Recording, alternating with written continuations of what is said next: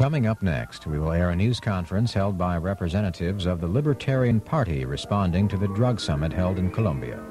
Ron Paul, a former Libertarian Party presidential candidate, announced the formation of a coalition to end drug violence, which would push to decriminalize drugs.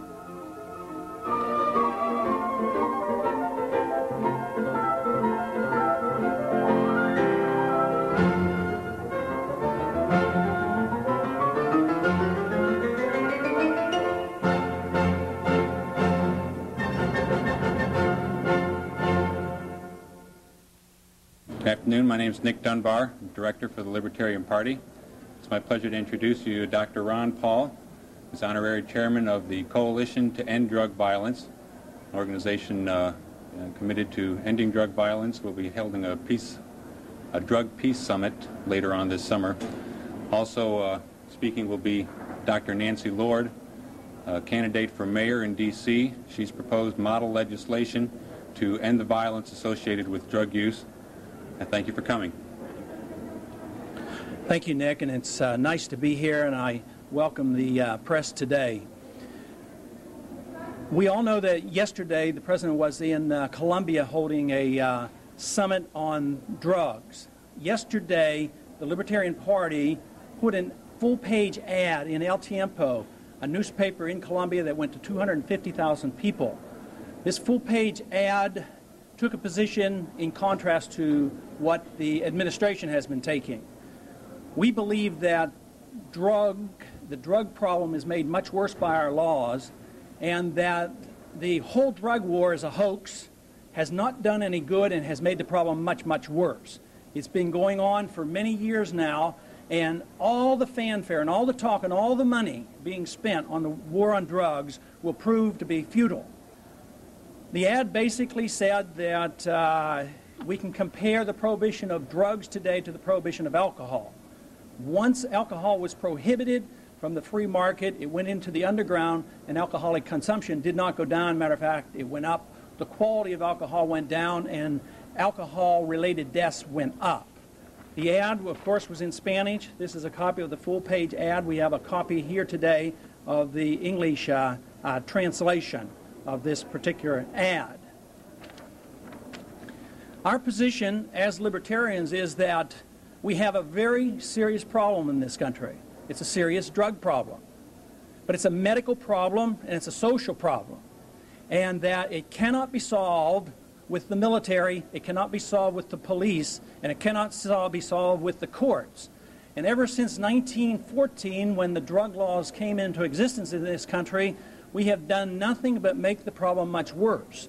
At that particular time, there was a move on to make alcohol illegal. There was a period of time when prohibition existed in this country, but the problems were made much, much worse, and we see that same thing happening with drugs today. We do not deny that there's a drug problem, but we are emphatic in saying that the drug problem is a health and social problem, and it cannot be solved with more guns and more government violence and more prisons. This is not the solution. The solution is in education.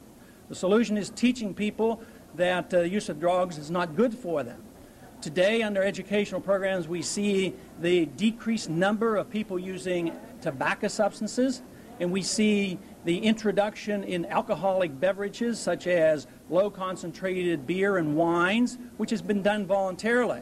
When substances are made illegal, both when alcohol was illegal as well as when the hard drugs have been made illegal, there is a move toward more concentrated, more dangerous, more contaminated drugs, and that is why we see an unconscionable number of drug deaths that would be unnecessary if drugs were made legal.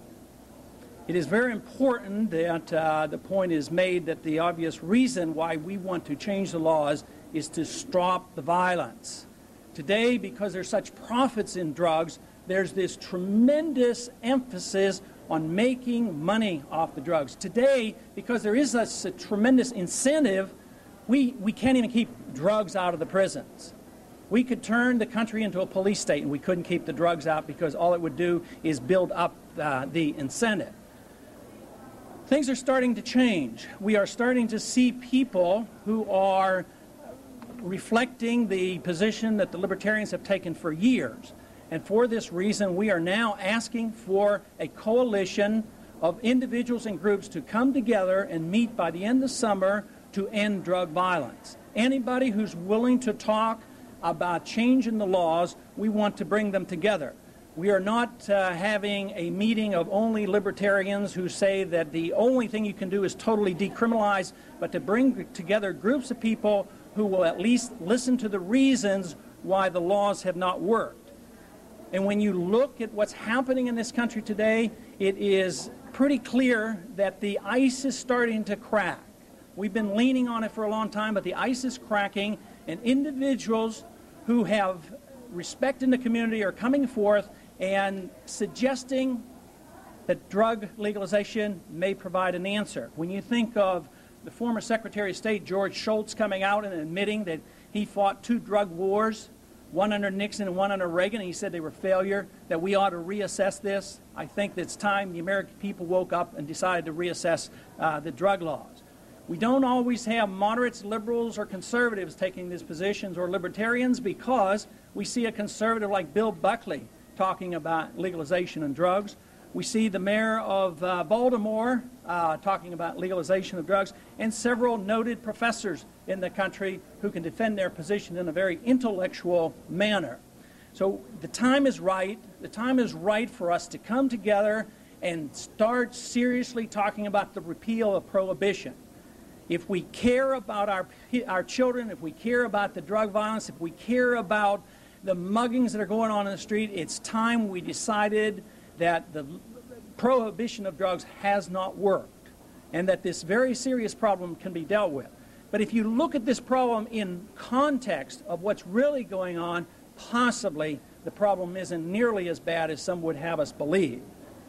For instance, we lose 350,000 people a year in tobacco-related deaths.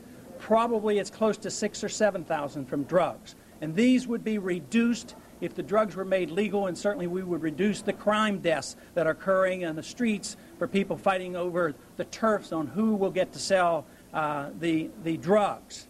So it is a time in our history that I think we should come together and start being more rational about it.